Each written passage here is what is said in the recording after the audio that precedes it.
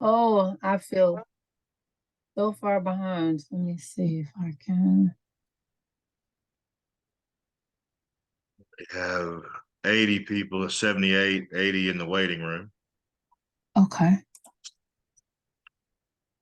I hope this one is a little more interactive for people. Well, the I told last one was interactive, I thought, and it was very well attended. I mean, we had 214, I think, sign up for today. I am looking forward to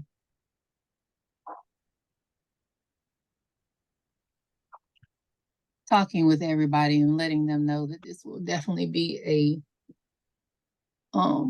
interactive one. Let me have before we start let me see, got it. Let me make sure that this is screen two. Screen two. Share Here we screen go. two.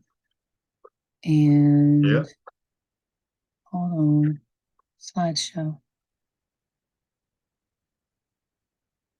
There we go. All right. I'm going to let everybody in. Thank you. 90 people.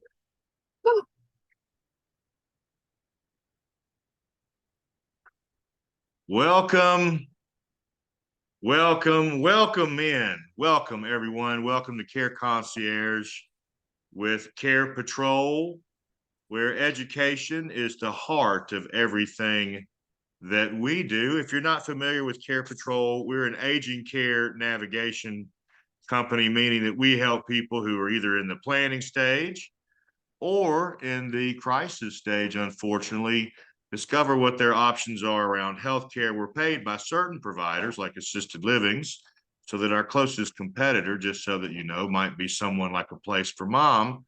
But whereas they provide a list and an email, we provide boots on the ground, and we educate, advocate, advise, guide our clients into making the best decision for their loved one and themselves. And we do all of that at no additional cost to them. So that's who we are. Education is a great part of what we do, and we are accredited. Is anyone else having issues with volume?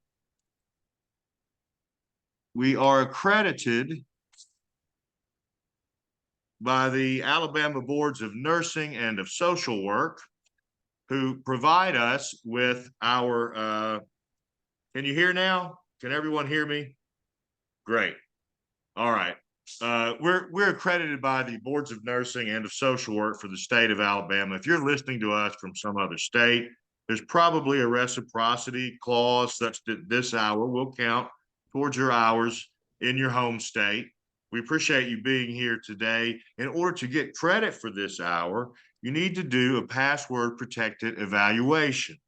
And that evaluation link I read to our guest who may be listening by phone or otherwise unable to see a screen or see the chat room where this is posted. Our link for today is https://www.surveymonkey.com/r/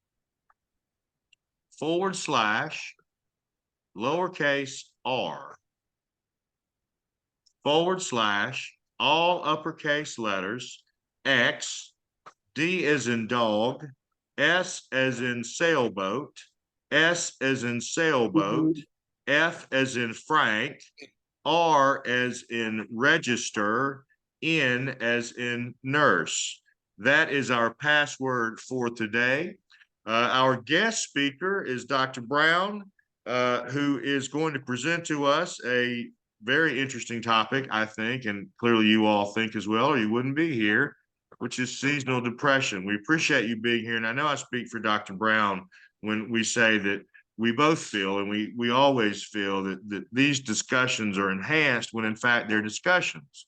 When you share your thoughts, when you share your experiences, your observations, your solutions, we all benefit from that. And so I hope you'll be moved to use the chat room or to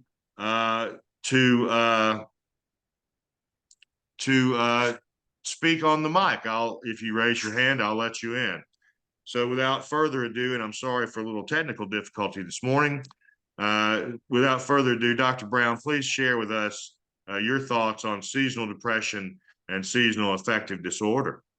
Yeah, there are several different thoughts on this same umbrella. So I noticed that when we did the title, it said, seasonal depression. And then I thought, oh, well, DSM-5 now calls it seasonal affective disorder. So I put them both there, but they're all the same thing. They're both the same thing, just a new way to explain the effects of this particular type of mental health disorder, depression. Okay, so there are so many different words, like I was saying before, winter depression, seasonal depression, winter blues, and we'll get into it, but there's also a thing called summer depression that is a part of, or that is encapsulated in seasonal depression, or the depression disorder. Okay, so it is a type of depression that is characterized by a recurrent seasonal pattern. So that is what's going to make it totally different than what we would call our major depressive disorder. So everybody's very well versed or know a lot about, what lay people call just being depressed. And the difference in seasonal depression, which I'll get into more in depth, is there is the duration, the time, and the place, or, being oriented times person, place. And in this particular is season. So the depression occurs in a specific season of time. And they have to last for a certain amount of time. And there have to be certain signs and symptoms and criteria that have to be checked out for a clinician like me to make a diagnosis of seasonal depression. I've had a lot of patients that have come in to see me here lately who will say things like, I have seasonal depression. Like, there are a lot of buzzwords that are floating around in mental health community right now, like the word trigger or bipolar or seasonal depression or somebody being narcissistic. There are a lot of those words that are floating around.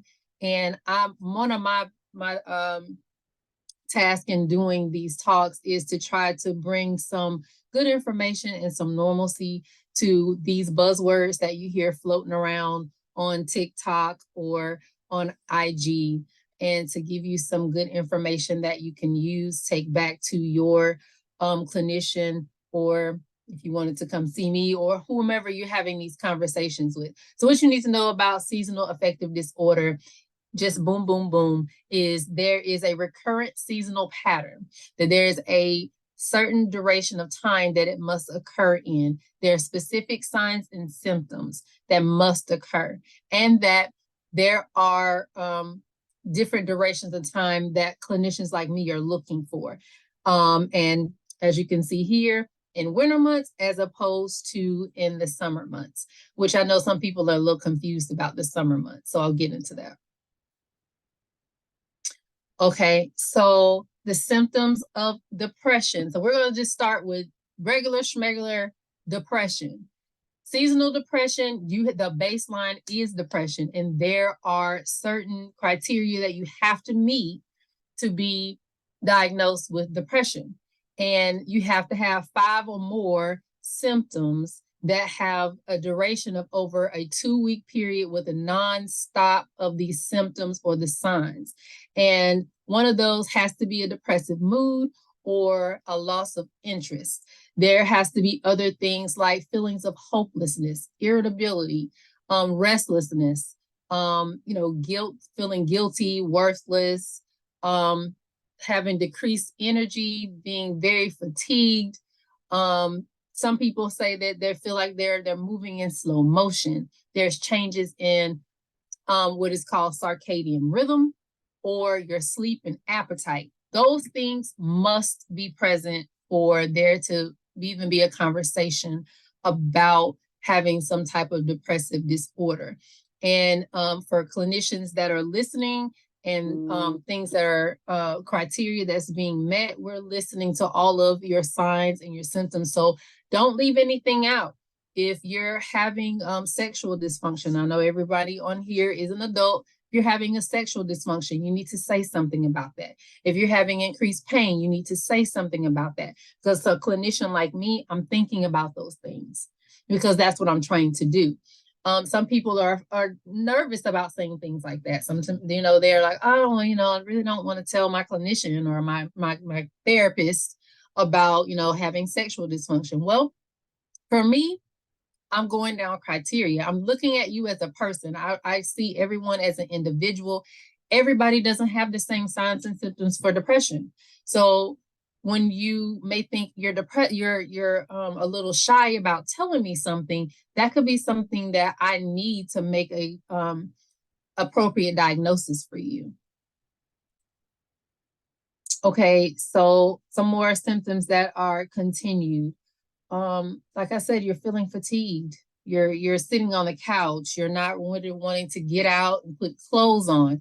For those trendy girls, you're no makeup, hair in a ponytail. Guys, you're not getting a shave. And sometimes, let me tell you something. Depression does not always look sad. Depression looks like, I'm gonna throw it out there. Robin Williams. Nobody would have ever thought why Robin Williams was sad, that he was depressed. And people were shocked when he completed suicide because he was depressed. Depression does not always look like this picture. Doesn't always look like cuddling up with a cat. Sometimes depression looks like I'm laughing, I'm joking, I'm the life of the party. Let's get it going, let's do it. But you're off to the side a little bit. Or sometimes depression looks like I am the life of the party. I am standing on the chair and we are going. But then there's always like that undertone of, I can't really put my finger on that. So be on the lookout for some of those things because depression does not always look like, somebody being sad. But sometimes there is also an undertone of people who talk a lot about giving their possessions away, or if they don't make it to next year, they have headaches and pains and aches. So be on the lookout for those things. All right. So when we're talking about diagnosing things that occur within the context of the season, the symptoms and the signs of seasonal affective disorder, you will see these things start around the changing of the weather, the changing of the seasons. And what's just happened? Daylight savings time just happened. And so now it starts getting dark at 2:00. There's actually a shadow outside of my window at 2:00. And before you know it, at 4:00, it's dark. And for some people, they wake up to darkness when they go to work. They go home and there's darkness. And that's a lot. That puts a lot on that person's internal rhythms and how things go. So what you're looking for here is more than one depressive symptom within the year, because the weather changes, of course. You have it in the fall, and then it happens again about springtime. Well, you're looking for someone whose mood and depression starts to change when our daylight savings or the weather starts to change dramatically, right? And then you start to see that these things are recurrent. Like every time, daylight savings comes around, this person has some sadness and some mood changes. And these are things that I'm looking for. And these are things that I am here trying to assess for with my clients. Are there any questions, Gisette? I'll keep going though.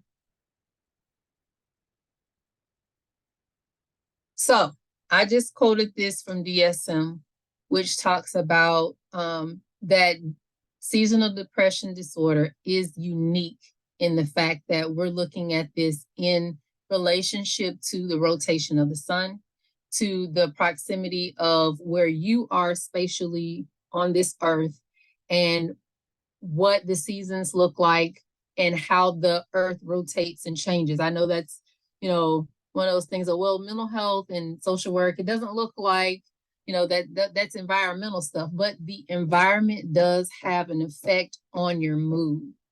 And those people with seasonal affective disorder would very much so argue with you if you said that it did not. The barometric changes in the atmosphere, all of those things make a difference. Sometimes, for instance, me, when it rains, I'm sleepy. But some of that has to do with change that when I was a kid, and my grandma would always make us get somewhere in a quiet corner, read a book, turn all the lights out. And so when it rains, it makes me sleepy. So you think about those things that may happen to you because of the certain things that happen when the weather changes for you. So keep in mind that seasonal affective disorder is going to make the difference is the weather and the season that we're in, and that we are not making any diagnosis without there being consideration for the timing of the year, and that these things, we have to see a pattern of these things happening. And that is the difference between making a distinction between major depressive disorder, which is someone who is depressed or have depressive features throughout the entire year, as opposed to someone who is suffering with seasonal depression, where it is dependent on the time of year and the season. And those things do not run concurrent, and I'll tell you why in a minute. Okay, so this is what I hear. I'll hear, oh my gosh, Dr. B, I'm always tired when the season changes and I don't get a lot of sleep. I'll hear, when daylight savings times happens, I just don't want to have sex. I just, it's not my thing then. Or I'll hear, I get so depressed coming around Christmas that, I don't want to buy gifts, or, I always think about suicide or completing suicide or harming myself around this time of year. Those are buzzwords for me. Those are buzz phrases for me. And I'm always like, my ears are up. Or I'll hear, I really just can't concentrate. Like, my concentration is tanking. I really feel like I'm going crazy. Like, I feel like I have ADHD. I just can't get it together. Well, then I start asking more questions about time and duration and season, because that perks my ears up to say maybe this may be a pattern. Okay, so this is what we're looking at here. Again, what I've been saying is, July to December, you start seeing a decline in your mood and overall disposition of life, right? Decreased energy, you're eating more carbs. And here's the thing about carbs. Around Thanksgiving to Christmas, we're usually eating more carbs because of the things that we have for Thanksgiving, right? They're like the turkey and the dressings. The turkey has the tryptophan in it. It makes you sleepy. But that's not what we're talking about. We're talking about, okay, it is now chip time. It is macaroni time. We are eating all kinds of carbohydrates, not complex, but very simple carbohydrates. We're sleeping more, and you notice that you're gaining more weight, or that you are losing some weight. Just all depends. Everybody that's depressed does not gain weight. Some of them lose weight because they're not eating. But then there's an other end of the spectrum there too. And then what you're going to see is a bounce back from December to July. And I just made it July to December, no particular reason. Your particular cycle could be October to whenever, but I just used July to December just in case anybody was thinking about that. There's no significance of the months that I used. I just picked two. Okay, So what makes this disorder and not just depression, which is kind of what I was alluding to, a mental disorder is characterized by a clinically significant disturbance in your cognition, your emotional regulation, your behavior. Say that again, it's a clinical significance. Those signs and symptoms that I was telling you about being sad, about being irritable, about having weight gain, not being able to get out of the bed, having more pains.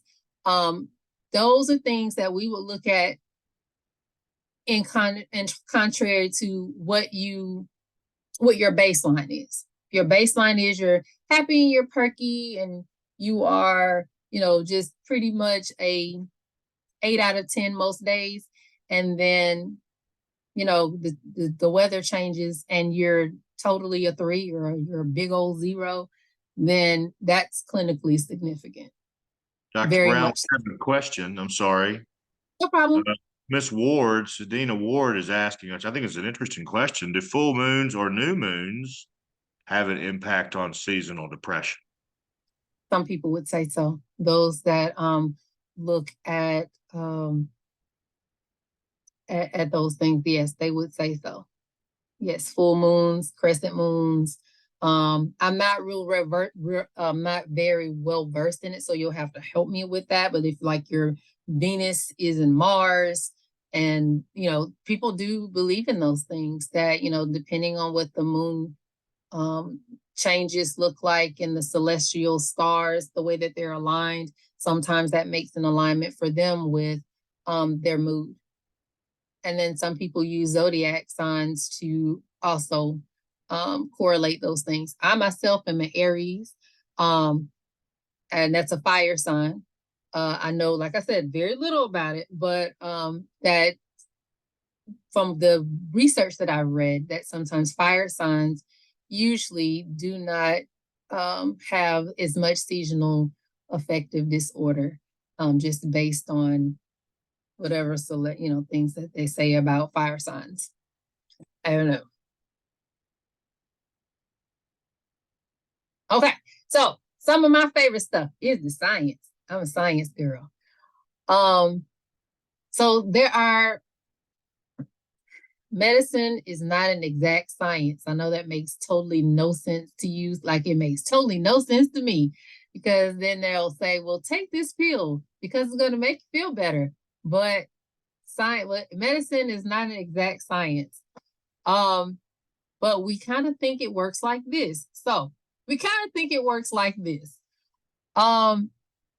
Sunlight enters your eye, and this is what activates your circadian rhythms, right?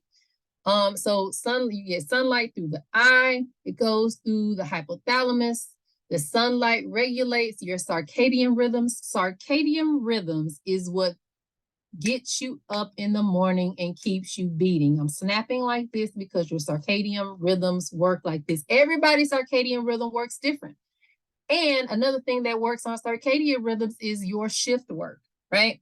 So if you're working at Mercedes and you're, like a 10 to 6 person, 10P to 6A, your circadian rhythm is going to be different. And here's why. We all have a natural wake and sleep cycle about ourselves. I'm a night owl. I'm up in the middle of the night.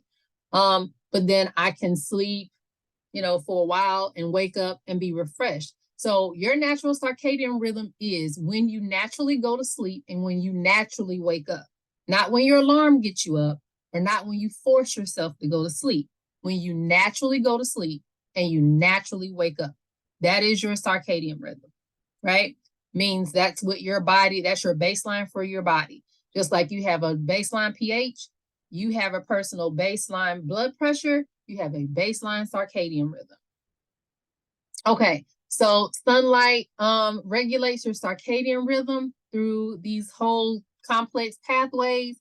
That includes melatonin and serotonin. And melatonin is what causes you to go into a sleep-like state. Your melatonin starts rising, and then you start going to sleep. This is a reason why melatonin works well for a lot of people, and a lot of people are using melatonin over the counter because it helps with sleep, because you're increasing the melatonin in your body, which makes your brain want to go to sleep.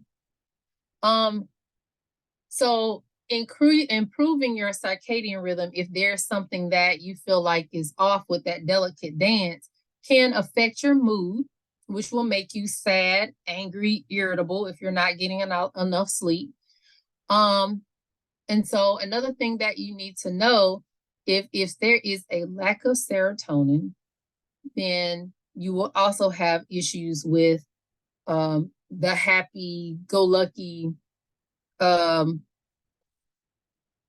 chemicals in your brain, and that causes you to be sad. So a drop in serotonin will affect your mood and trigger depression. So melatonin is naturally triggered in your body when there is darkness, and it is secreted by your pineal gland. So this is why I suggest for my patients who have who struggle with depression, that they turn their lights down 30 minutes to an hour before they want to go to bed. Turn your lights down, turn the music down. I know you like Big Bang Theory, but you got to turn the volume down, because what you're trying to do is prepare your brain, prepare your chemicals in your brain to go to sleep.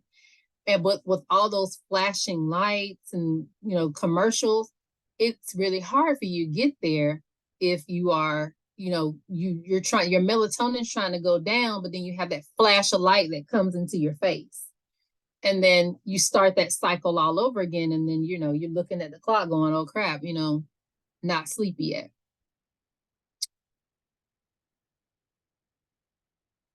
All right, this is what the brain looks like, depressed as opposed to non-depressed. You can see that a non-depressed brain is lit up like Christmas tree, kind of like, but a depressed brain is not. And the research indicates that because of the delicate dance of neurochemicals that are working on the brain, that when you put your brain under a CT scan or an MRI scan or a PET scan, this is what you see. And that has, you know, your brain kind of works like a computer. And sometimes your brain is in safe mode. And one of the thoughts is that depression puts your brain in like a sleep-like safe mode. Okay, so there are two types of seasonal affective disorder. Let me see, there it is. There are two types of seasonal affective disorder, and one occurs the onset is within the winter time. And that's kind of where we are right now. Of course, we're in fall, but what I'm saying is with the sun rising and setting the way that it does, the time going back the way that it did, that puts a pressure on the circadian rhythm and other factors that are in play.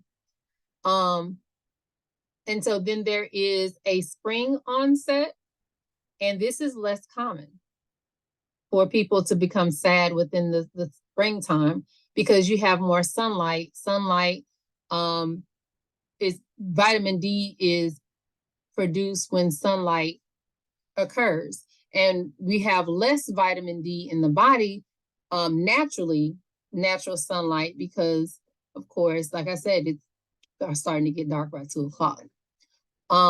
So the melatonin that is produced for the sleep and wake signals, you have more melatonin that is going through your body toward the winter months or in the fall, because there's less sunlight.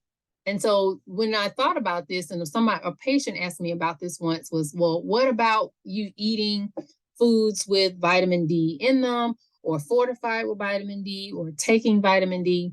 Well, that's a thing that is plausible. You can do that. But what your body does need is that natural light as well. So in the winter, people with seasonal affective or SAD produce too much melatonin. And that can increase sleepiness and lead to them oversleeping. Oversleeping, is a offshoot of being sad. But in contrast, people with the summer pattern SAD may have too much melatonin still, and then the levels are still off. And what happens there is there's not enough melatonin sometimes, and that makes their wake sleep circadian rhythm, it shifts it off, and then that still offsets the mood, which still makes that person sad and depressed. So both serotonin and melatonin help to maintain your daily rhythms. And when those two things are off, we got to figure out how to get those things for your particular body back on track. Any questions there? I do have not a question, well, kind of a question, an observation. So I have someone I'm familiar with who suffered a childhood trauma in the summer, and for many years in the summer would be depressed, unlike any other time. Would that be seasonal affective disorder, or would that be some other type of depression? Some other type of depression. Okay. Mm-hmm. But it would still be connected to that time of year. That trauma is connected to that time of year, which would, seasonal affective disorder would be a differential diagnosis along with major depressive disorder. Mm-hmm. All right. So who develops seasonal affective? Well, in a given year, 5 to 20% of the population will experience some type of seasonal affective, and it's estimated that about 10 to 20 of recurrent depression cases fall into a seasonal pattern. So here's something that I thought was pretty cool. 1% of people that live in Florida have a seasonal a SAD diagnosis. I'm just gonna call it SAD. But there's like 30% of people that live in Alaska, 30% or more actually, that have this particular diagnosis. And the difference would be, even in Florida, like how much of the sunlight that they have there. So they have a lot of vitamin D naturally there. But then in Alaska, there's a time in Alaska where there's only 1 hour of sunlight there. They have beautiful northern lights, but there is a lot of time where they don't have any sunlight at all. So those people's circadian rhythms are totally off. Yeah. The average age of onset is in the early 20s. And this disorder occurs much more in women than in men. So there's a 3-to-1 ratio. But then also with other mental health diagnoses, keep in mind that if you have a family history of either seasonal affective or any other mental health diagnosis, then there is a correlation that there may be a higher prevalence for you or other people in your family. Okay. Here's another thing that I thought was interesting. Those people that live in New England, so that would be like,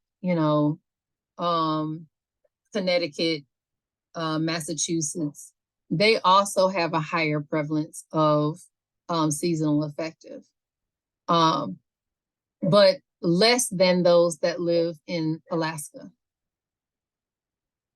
Yeah. So here are some complications that we think about here. Suicidal dispositions, those people who are very boggled down with thoughts of depression and feeling like, they just really can't get out of the cycle. And so all of this leads to depression and pessimism, hopelessness, and the rates of suicide do go up in the fall and winter months. And then you have to think about, for me, a lack of nutrition can result in electrolyte imbalances that can lead to mental health crisis and an increase in mental health presentations. So you're thinking, when I'm thinking about this, you're thinking it's dark, it's sad, I don't want to eat, I don't want to drink, I want to lay here. But then what I'm thinking about in the background is you're getting no nutrition, you're getting nothing to drink. Not saying that these people are like, just totally refusing to eat, but think about this. Even a 1 to 5% drop in your electrolyte imbalance can cause a medical crisis for you, and even a mental health crisis. Some people, if your potassium is off, if your sodium is off, there are very grave complications and implications that can happen there. That can be the difference between whether your heart skips a beat or whether your heart beats on a natural rhythm. But when you are in the throes of being extremely depressed, so a lot of people don't eat. Although there are people on the other side of this where they're eating and there's too much potassium. So when there's things where there can be not enough, there's also the other end of that pendulum where there can be too much.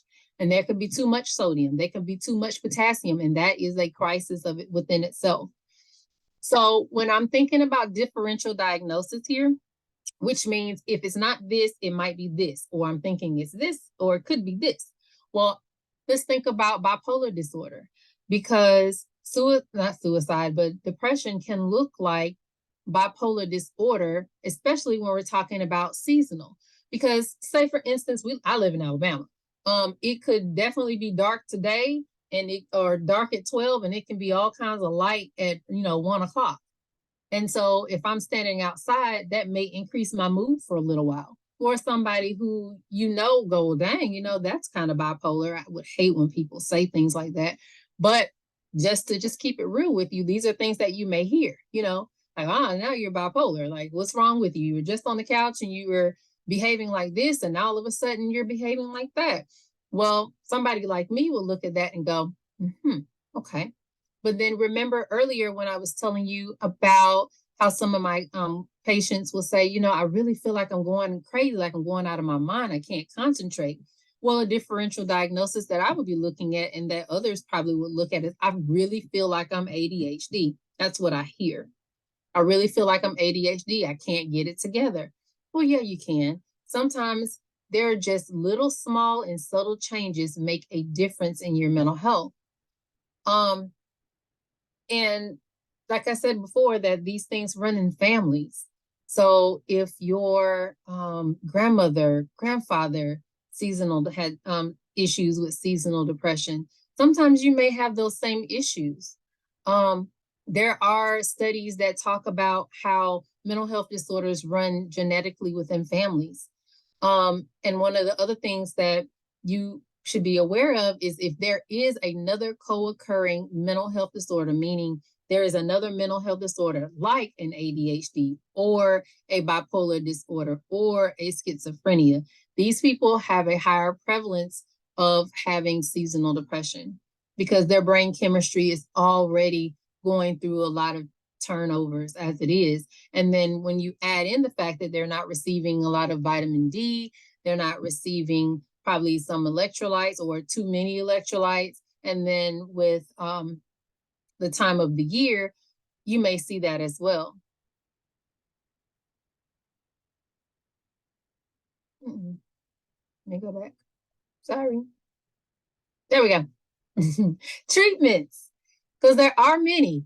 Don't be very scared with the lady with the thing in her mouth. That's called ECT, electroconvulsive therapy. That's something that's new on the market. Not necessarily new like it just happened yesterday. They've been doing it. They used to do it a long time ago back in the day.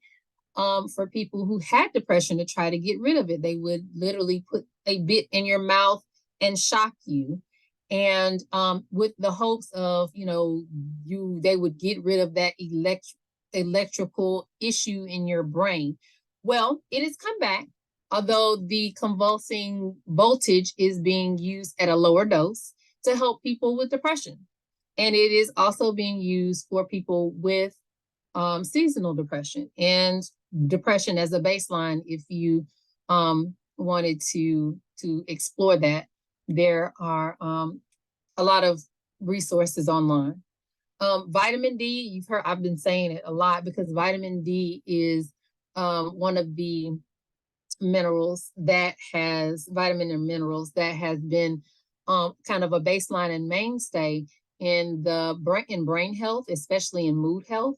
So you'll have a lot of doctors that'll tell you, hey, you're vitamin D deficient, and then they'll give you, a pill that you're supposed to take every 2 days or every other day for a certain amount of time if your vitamin D is low, because it has a correlation to mood. Antidepressants are used as a last line of defense. Psychotherapy, what I do, individual therapy is done as a first line defense. Therapy plus light therapy equals happy people. I think about watching Legally Blonde, and the girl says, she couldn't have done it. She exercises, so she has endorphins, and people with endorphins, that happy people don't, kill people. But yeah, happy people sometimes do.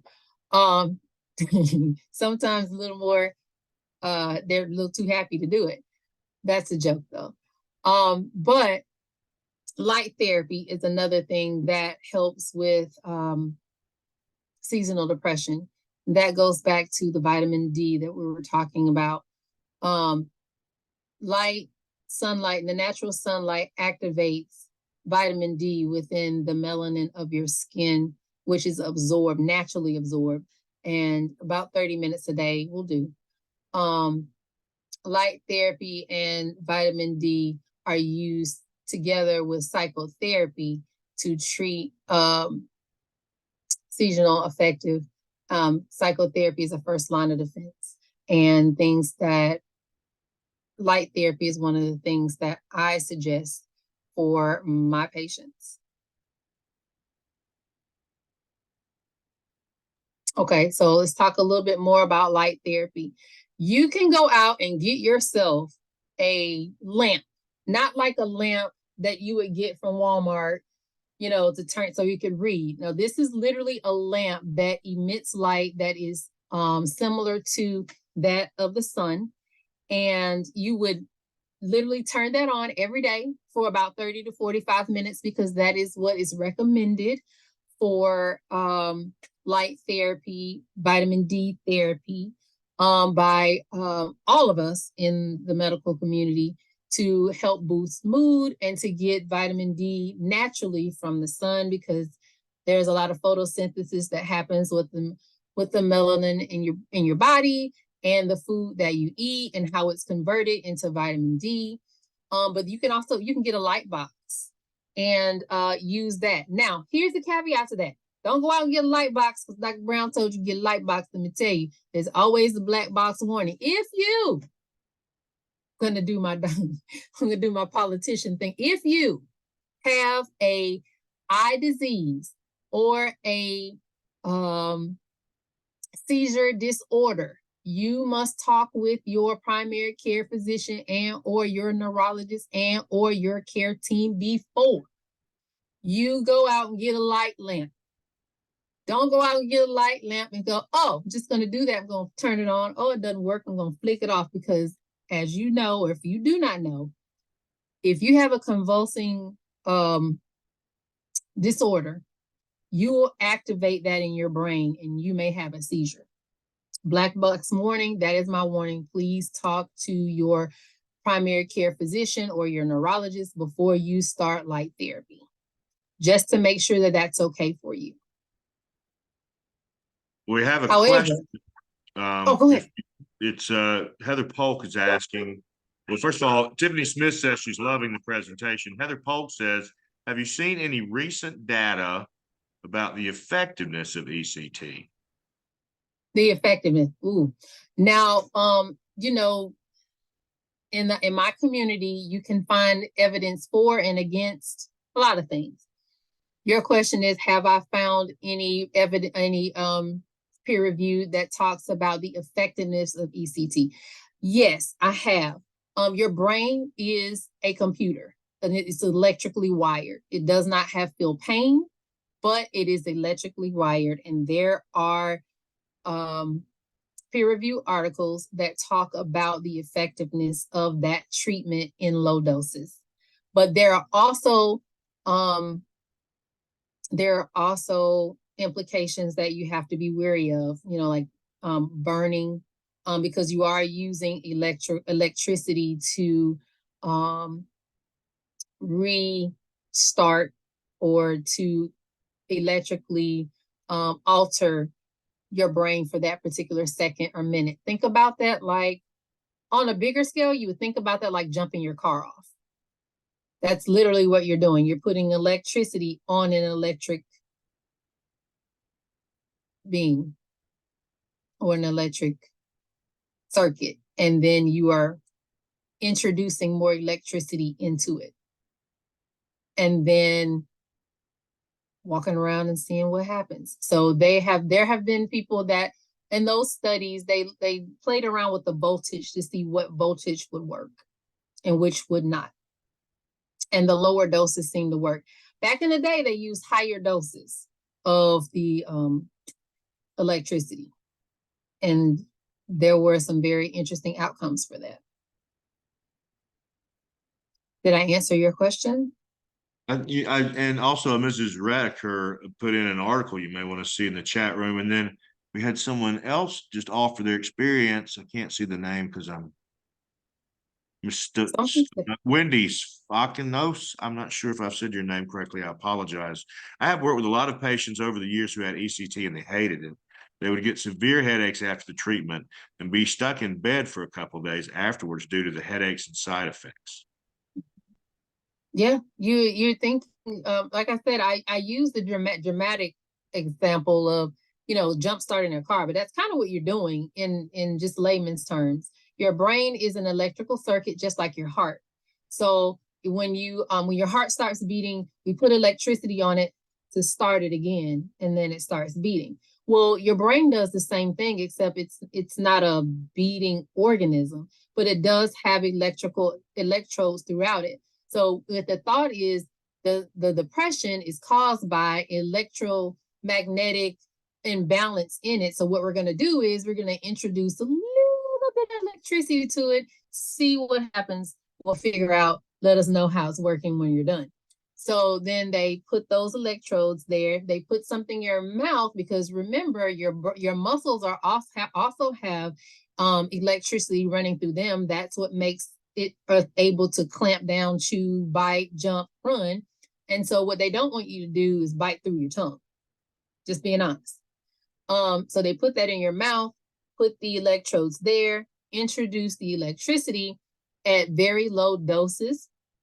And they do increase them over time, depending on whether they think you're doing well or not, and whether you think you're doing well. And that's how it works. Some people find that it is beneficial. Some people find that it is not. And yes, you are correct. Those side effects of being in the bed, having a headache, you got to think about it. You just put electricity through your brain. Have you ever had a brain zap? Has that ever happened to anybody? You ever shocked yourself and it just like you had that and you were like, oh, what in the world was that? It's kind of it's kind of what happens there. A little jovial, but it's kind of what happens there. Okay, psychotherapy, and I'm going to stand on my soapbox for psychotherapy. Psychotherapy. Psychotherapy has been proven to improve symptoms of any type of depression, all types of depression, even seasonal depression, because we work on the things that matter most to you and the things that cause the seasonal depression. So what we try to do is to be proactive, and we try to get ahead of these things. And we talk about how to give you coping skills and put tools in your toolbox to help with seasonal depression. So some of my patients that are in this category, we started this a long time ago. Dr. B starts this a long time ago. We don't start seasonal depression prep in December or November or October. We start seasonal depression prep with my patients. We start that in July. We've already started because I want my patients to be ready. Of course, they have to be in the stage of change where they want to be ready. But if their diagnosis with me is seasonal depression, what we're going to do, we start in July to prepare for October because we know it's coming. We have a question. And so we start putting stuff in the toolbox. Yes, sir. Are there any this is Sedina Ward, are there any self-help strategies or coping mechanisms for managing SAD? Self-help, yes. Like therapy, go outside, get some exercise. These are going to be so like, oh yeah, she's going to say those things again. Because I say these when my doctors say them to me too. They're going to say, or you were going to hear, get some exercise and get outside and move. Yes, we want you outside in nature. We want you to get to moving. We want you outside smelling some fresh air. We don't want you smelling Glade. We want you to smell whatever you call outside. We want you to do that. We want you walking. We want you to be in nature because you will, although it is very gloomy and glim outside, you're still going to get vitamin D. You're not going to get vitamin D with one of these. This doesn't give you vitamin D. This just makes sure that you can see me. LED lights do not provide vitamin D. So those are some of the things that you can do on your own. Sleep hygiene is another. So try to pay attention to those things that you can control, and sleep will be one of them when you get in the bed and when you wake up. Pretty good. Okay, I put medications at the end because there are I would think, and I believe, a last line of defense for seasonal depression because of the prognosis of it and how long that it lasts. But usually it takes antidepressants about 4 to 8 weeks to start working before you find a benefit in them. And a lot of people try to, they throw them away before they begin to work for them. But you will find that some people would actually prefer to have the antidepressants, the SSRIs, and some people would not. Now, here are the caveats and backfalls of the medications.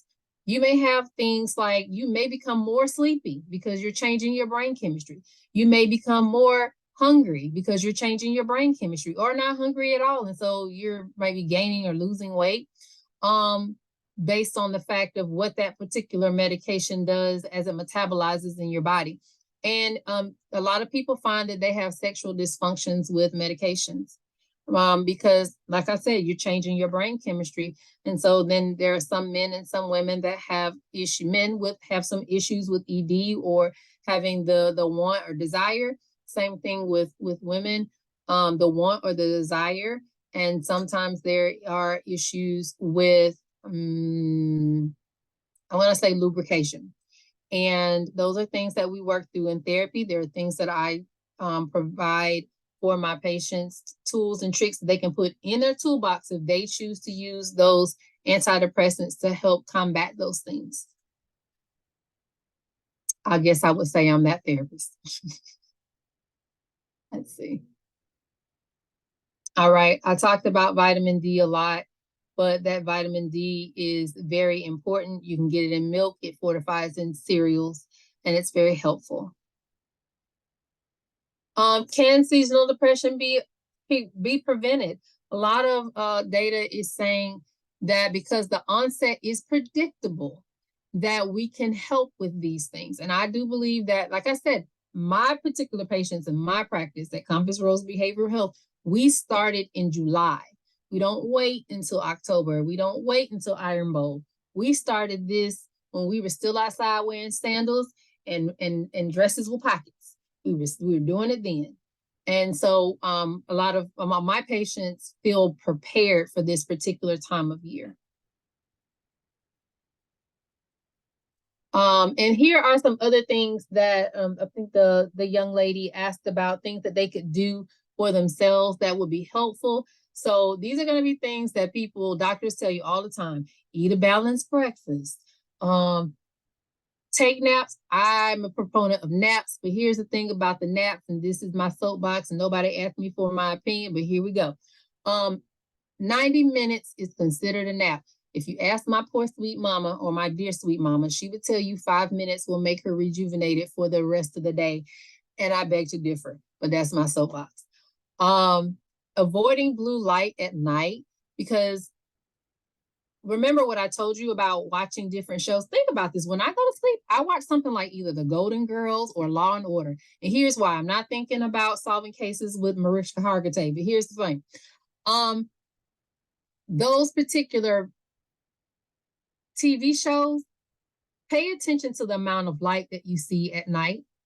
If you watch Law and Order, the tone is very, sullen, and the lighting for Law and Order is sullen. If you're watching something like Big Bang Theory at night, you're going to get flashes of light all throughout the night. If you're watching Game of Thrones, it's going to be, the lighting is going to be different. So pay attention to those things. But these are things that I talk about with patients in my practice. So let me just keep it moving for y'all. Here are some symptoms that you would see in seasonal depression for the spring. And then here are some other therapies or things that you can use. This is called a dawn simulator. It's kind of like that light that you saw earlier. It basically will start making your room lighter and brighter until it is totally bright in your room. And then you can wake up and feel like that whole, what a beautiful morning, let's get some eggs and breakfast started. And of course, acupuncture, meditation, and omega-3s are good for brain health. And then you always hear people say, I'm fine. How are you feeling? I'm fine. Well, people with seasonal depression are not fine. Yeah. All right. Oh, yeah. Well, I was going to do a true or a false. So that's that. But there we go. That's it. Questions?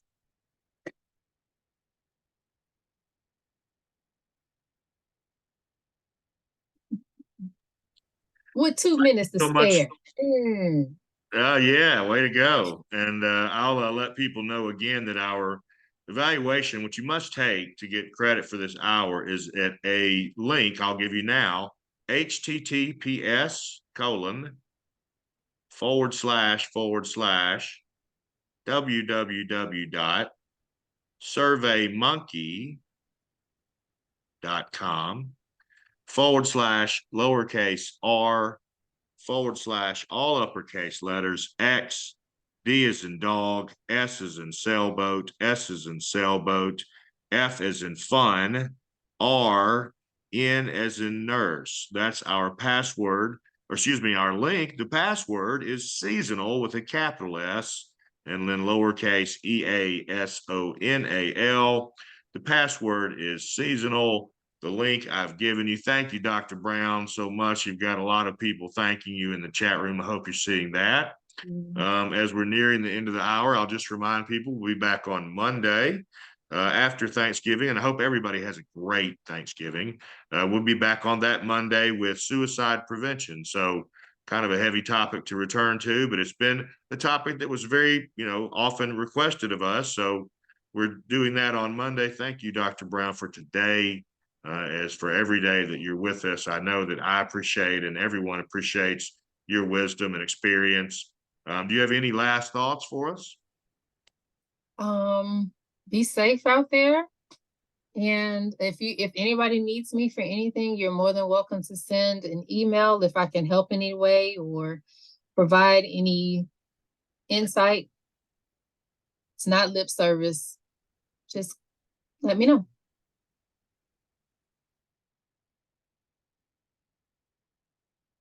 You're on mute.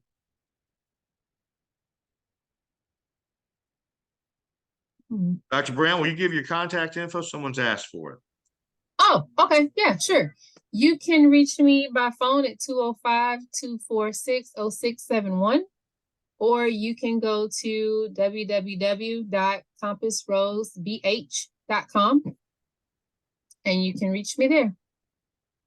Excellent. Thank you again so much for all that you do. And everyone, again, happy Thanksgiving. The password is seasonal, Miss Patton, but it's a capital S on seasonal.